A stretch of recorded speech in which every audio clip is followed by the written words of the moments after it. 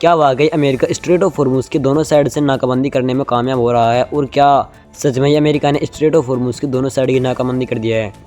दरअसल अमेरिका की सेंट्रल कमान ने एक बहुत बड़ा दावा किया है। दरअसल अमेरिकी सेंट्रल कमान ने कहा कि हमने स्ट्रेट ऑफ हॉर्मुज़ को दोनों साइड से बंद कर दिया और हम कंटिन्यू इस चीज़ को कर रहे हैं। हमारे 100 से ज़्यादा विमान, दर्जनों युद्धपोत और तकरीबन 10,000 मरीन सैनिक वहाँ पहुँच चुके हैं और अपने काम को अंजाम दे रहे हैं। और अमेरिकी सेंट्रल कमान ने आगे कहा कि पिछले 24 घंटे में एक भी जहाज स्ट्रेट ऑफ हॉर्मुज़ से नहीं गुजर सका, और अगर 2-4 जहाज आए भी थे वे वापस चले गए। और सिर्फ इस 2 दिन के नाकाबंदी से ईरान को काफ़ी ज़्यादा मुश्किल झेलनी पड़ रही है, काफ़ी नुकसान का सामना करना पड़ रहा है। ये अमेरिकी सेंट्रल कमान ने बहुत बड़ा दावा किया है, और अमेरिकी सेंट्रल कमान के इस दावे को अल जज़ीरा ने भी पोस्ट किया है। दरअसल अल जज़ीरा ने भी कहा है कि अमेरिका के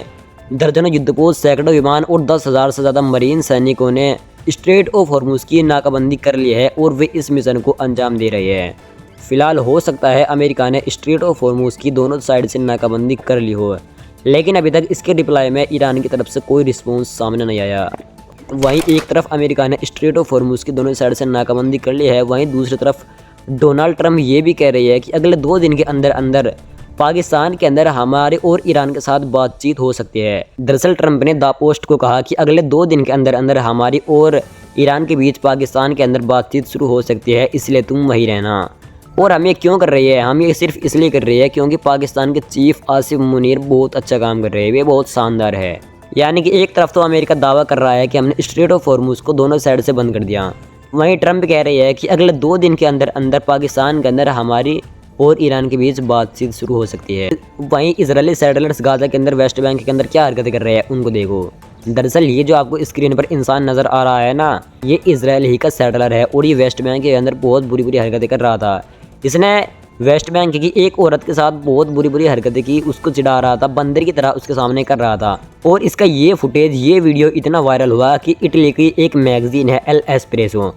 इस मैगजीन ने इजराइल के इस सैटेलाइट का फोटो अपने साइट के फ्रंट पेज पर लगा दिया कि देखो इजरायली सैटेलाइट्स वेस्ट बैंक के अंदर क्या हरकत कर रही है। अब जैसे ही इटली की मैगजीन ने इस सैटेलाइट का फोटो अपने साइट के फ्रंट पेज पर लगाया, तो जो इटली के अंदर इजराइल का राजदूत था, जो इजराइल का एम्बेसडर था, उसके मिर्ची लग गई और उसने कहा कि ये इटली की इस मैगजीन ने सही नहीं किया, ये यहूदी विरोधी है और इससे नफरत बढ़ती है। यानी कि जब कोई इनकी असलियत दिखाने की कोशिश करता है तो ये यहूदी विरोधी कह देते हैं, कभी नफरत बढ़ाना कह देते हैं, लेकिन जो हकीकत है वो तो सामने आ ही जाती है। कितना भी तुम लोग छुपा लो, एक न एक दिन तुम्हारी सारी सच्चाई सामने आ ही जाती है। फिलहाल अपने देश के अंदर तो इन लोगों ने मीडिया को सेंसर किया ही हुआ है, जहाँ कोई दूसरा इंसान भी, दूसरी साइड भी, दूसरा देश अगर इनकी सच्चाई को उजागर करता है तो ये उसकी निंदा करने लगते हैं। कभी कहते हैं कि ये यहूदी विरोधी है, कभी कुछ कहने लगते हैं, और कहीं कहीं तो ये पोस्ट को डिलीट भी करवा देते हैं। वहीं मोसाद के चीफ ने कहा कि हमारा मिशन अभी पूरा नहीं हुआ, जब तक ईरान की पूरी रिजिम को चेंज ना कर दिया जाए तब तक हमारा मिशन कंप्लीट नहीं हुआ।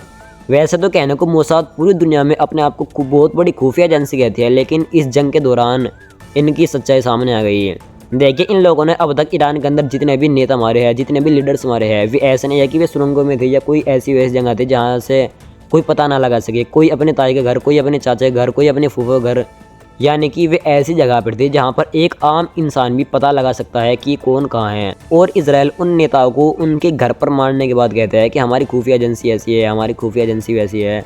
हमने ऐसे कर दिया, वरना सच्चाई ये है कि ये वहीं के लोगों को गद्दारी करवा कर, किसी पर उनका थोड़ा बहुत पता चलवा कर कि कौन कहाँ पर है, तब जाकर ये हमला करके उनको कत्ल करते हैं, वरना मोसाद के बस का कुछ नहीं है। अगर वाकई मोसाद इतनी बड़ी खुफिया एजेंसी है, हम तो जब माने अगर ये पता लगाए कि ईरान की मिसाइलें कहाँ है, ईरान ने जो सुरंगों के अंदर मिसाइल रखी हुई है उनका पता लगाकर दिखाओ, वहाँ पर हमले करके दिखाओ। गाजा के अंदर हमास एक बहुत छोटा सा संगठन है, उन्होंने जो टनल बनाई हुई है अब तक ये उनको भी नष्ट नहीं कर सके, और बात कर रहा है हमारा ईरान के अंदर रिजीम चेंज करने का मिशन अभी कंप्लीट नहीं हुआ, हमें ये मिशन पूरा करना है। उधर जो लेबनान के साथ इजरायली सैनिक लड़ रही है, अब इसराइल ने खुद कन्फर्म किया है कि तकरीबन 570 सैनिक हमारे हताहत हुए हैं, लेकिन सच्चाई ये है कि काफ़ी ज़्यादा सेंसरशिप के बावजूद ये 570 का आंकड़ा इन्होंने कबूल किया है, वरना आंकड़ा इससे कई गुना ज़्यादा होगा। रिपोर्ट के मुताबिक उत्तरी इजराइल के अस्पताल घायलों की संख्या से भरे पड़े हुए हैं, लेकिन ये लोग इतना ज़्यादा सेंसरशिप इन्होंने लगाया हुआ है अपनी मीडिया के अंदर कि बहुत धीरे धीरे करके ये अपने सैनिकों की संख्या दुनिया के सामने दिखाते हैं, और बहुत ही कम करके दिखाते हैं, क्योंकि अगर ये अपने मरने वालों की संख्या, अपने घायलों की संख्या और अपने नुकसान को दुनिया के सामने दिखाने लगे तो ये जलील हो जाएंगे। आपने देखा होगा जब इसराइल का हमास के साथ युद्ध हुआ था, हिजबुल्लाह के साथ युद्ध हुआ था, जब हिजबुल्लाह और हमास इसराइल के ऊपर अपने रॉकेट्स दागता था तो इसराइल अपने आयरन डोम की किस तरह तारीफ किया करता था कि एक मच्छर भी, एक रॉकेट भी हमारे अंदर नहीं आ सकता। लेकिन जब से ईरान के साथ युद्ध हुआ, आयरन डोम कहाँ है कुछ नहीं पता। फिलहाल इस रिपोर्ट में इतना ही, बाकी मिलते हैं किसी दूसरी वीडियो में, तब तक के लिए आप जुड़ जाइए।